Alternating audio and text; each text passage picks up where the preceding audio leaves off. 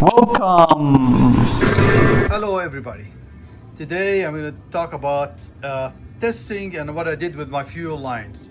So there's the regulator and the pressure. Let me turn it on. It's a little bit noisy right now, but here we go. Because I don't have enough fuel, it's only one fuel, so it's running at around, that is up to 100 psi because I'm doing testing. You could see the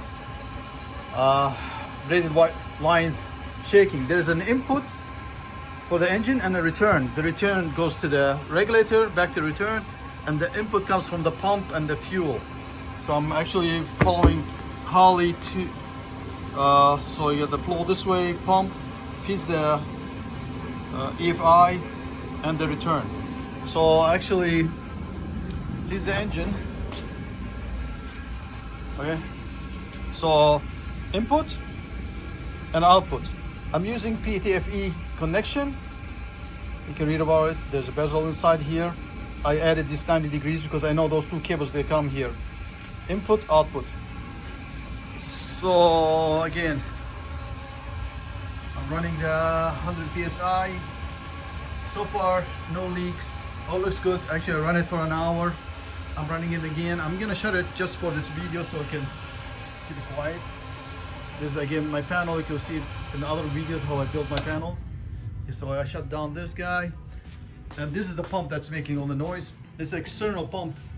I don't know, depending on how noisy it's gonna get, but I could replace it to internal.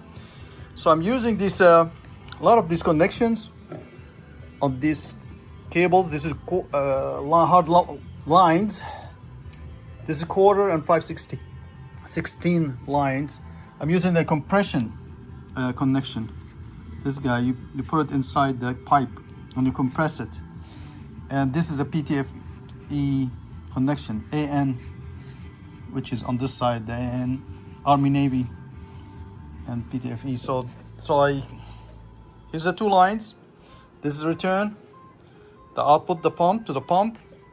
It comes around, the fuel filter goes down to the engine. This is to the engine.